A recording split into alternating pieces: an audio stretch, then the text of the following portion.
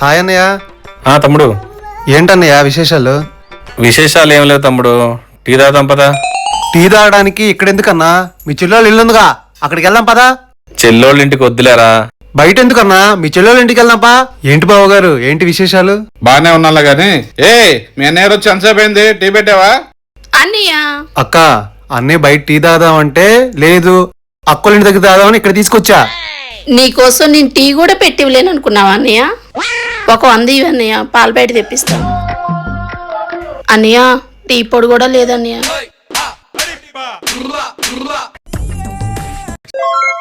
ఏంటమ్మా, పంచదార కూడా అయిపోయింది కదా.